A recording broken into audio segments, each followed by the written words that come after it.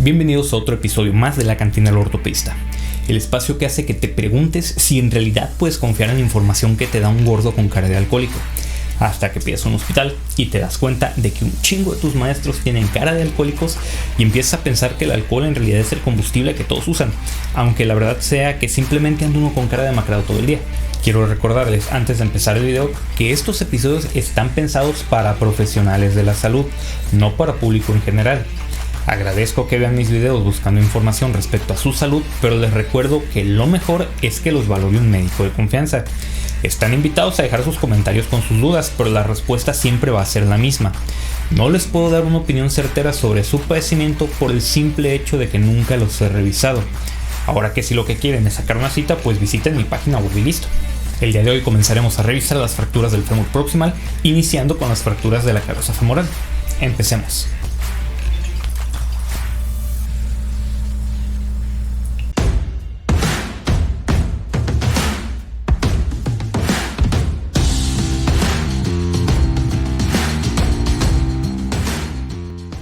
Las fracturas de la cabeza femoral son lesiones raras que generalmente se asocian a luxaciones femoroacetabulares, complicando alrededor del 10% de todas las luxaciones posteriores.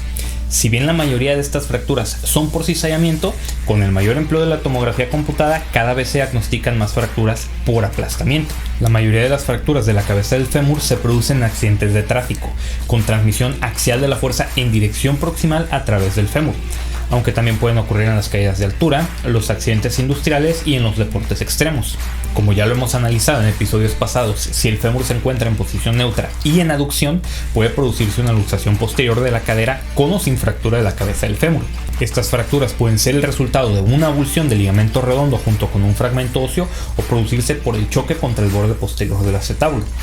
En las luxaciones anteriores pueden producirse fracturas por hundimiento de la cabeza del fémur debido a un traumatismo directo contra el borde del acetábulo. Recordemos que la cabeza femoral es la porción más proximal del fémur y está sostenida por el cuello femoral. Es casi esférica, pero tiene una depresión medial conocida como fovea capitis femoral que sirve como punto de unión para el ligamento redondo. Además sirve como bola en la articulación femoroacetabular, que es una enartrosis, lo que permite un alto grado de movimiento en la cadera. Está cubierto por cartílago articular y se articula con la superficie semilunar del acetábulo. El 70% de la superficie articular de la cabeza femoral participa en la transferencia de cargas y por ello su lesión puede dar lugar a una artrosis postraumática. Junto con el fémur proximal, la cabeza femoral comprende varias orientaciones trabeculares del hueso que son lo suficientemente fuertes para soportar el resto del cuerpo y la arquitectura de este hueso está formada por la ley de Wolff. El grupo de compresión primario son las trabéculas orientadas verticalmente desde la cabeza femoral superior hasta el cuello medial. El grupo de tracción primario se extiende desde la cabeza femoral inferior hasta la cortical lateral. Tres arterias principales irrigan la cabeza femoral: la rama epifisaria lateral de la circunfleja femoral medial y la rama ascendente de la circunfleja femoral lateral ascienden desde la arteria femoral profunda. Esto deja la cabeza femoral vulnerable a la necrosis vascular en presencia de una fractura del cuello femoral, ya que estos vasos se rompen fácilmente con esta lesión, pero de eso hablaremos la siguiente semana. La arteria del ligamento redondo desciende de la rama posterior de la arteria obturatriz y se inserta en la fovea. Esta arteria comúnmente se rompe con las luxaciones y es el principal suministro de sangre a la cabeza femoral en los niños. Cabe mencionar que como variante anatómica, la arteria glútea inferior es el principal suministro de sangre a la cabeza femoral en una pequeña parte de los pacientes. Las fracturas de la cabeza femoral son clasificadas por Pipkin, quien las divide en 4 tipos. Las tipo 1 son una luxación femoroacetabular con fractura de la cabeza por debajo de la fovea, por lo que la superficie de carga del fémur no está comprometida.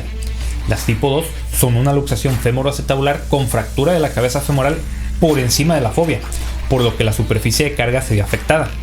Las tipo 3 son una lesión tipo 1-2 asociada con una fractura del cuello del fémur, por lo que hay un riesgo elevado de necrosis vascular. Y las tipo 4 son una lesión tipo 1-2 asociada a una fractura del borde acetabular, generalmente de la pared posterior. Como todas las fracturas, las de la cabeza femoral también pueden ser clasificadas por la AO. Recordemos que al fémur le corresponde el número 3 y a la parte proximal el número 1, y a la cabeza femoral la letra C. El resto de los calificadores secundarios dependerá de las características propias del trazo. Debido a la asociación de estas fracturas con luxación de cadera, es importante recordar usar el modificador universal número 5, el cual se coloca dentro de corchetes y se refiere a una fractura asociada a una luxación. La subdivisión con las letras de la A a la F de este modificador se otorgan dependiendo de la dirección de la luxación. Si no sabes de qué penas estoy hablando, recuerda que en la primera temporada hay un episodio dedicado exclusivamente a la AO, por lo que te invito a que te des una vuelta para revisarlo para que no te agarren con los calzones abajo. Debido a que la mayoría de los pacientes con fractura de la cabeza femoral sufrieron traumatismos y alta energía, es necesario una evaluación traumatológica completa, ya que además de la fractura de cabeza femoral, el 95% de los pacientes se presentan con otras lesiones asociadas que requieren de un ingreso hospitalario. Hay que recordar que estas fracturas no se asocian únicamente a una luxación femoroacetabular, sino también a fracturas del acetábulo, lesiones de los ligamentos de la rodilla, fracturas de la rótula y fracturas de la diáfisis del fémur. En los pacientes que sí tienen una luxación de cadera asociada, es necesario documentar la lesión del nervio ciático, la cual está presente en aproximadamente 10 hasta el 20% de las luxaciones posteriores. Siguiendo los protocolos de la TLS, la radiografía AP de pelvis portátil es el estudio inicial en el paciente inestable. Una vez se haya estabilizado el paciente, se deben obtener también las proyecciones de UDET, que son las oblicuas al área obturatriz, de las cuales ya hablamos la semana pasada. Una vez se ha reducido la luxación, es necesario obtener una tomografía computada para descartar la presencia de fragmentos intraarticulares, aunque algunos autores recomiendan obtener la tomografía incluso si no se consigue la reducción cerrada para valorar posibles fracturas asociadas del acetábulo. El manejo inicial de estas fracturas debe ser la reducción de la luxación, la cual debe de realizarse dentro de las primeras 6 horas después de la lesión para disminuir el riesgo de osteonecrosis de la cabeza femoral, el cual es de aproximadamente el 5 hasta el 40% de los casos y aumenta mientras más se tarden en reducir la cadera. Para poder realizar la reducción cerrada es vital una adecuada sedación y relajación muscular. ¿Se puede hacer sin ellas? Posiblemente sí, pero les va a costar un huevo y el paciente los va a odiar por el resto de su vida. Existen un chingo de maniobras para reducir una luxación posterior de la cadera. Yo personalmente he tenido buenos resultados con la de Alice y el método Piggyback, pero todas las técnicas utilizan el mismo principio, que es tracción en el eje del muslo con la cadera flexionada y en ligera aducción, con una contratracción de la pelvis. Debido a esto, las reducciones de cadera requieren generalmente de 2 personas para poder realizarse. En las luxaciones anteriores la reducción es un poco diferente, ya que estas requieren de tracción en línea con el muslo con la cadera extendida y con rotación externa. Como ya se mencionó apenas hace algunos minutos, después de reducir las luxaciones es necesario obtener una tomografía computada. Si quieres saber más sobre las técnicas de reducción de una luxación, te voy a dejar un artículo que revisa las diferentes técnicas y te dice cómo hacerlas para que lo busques en la descripción del video. El manejo ya de la fractura dependerá de la clasificación de Pipkin.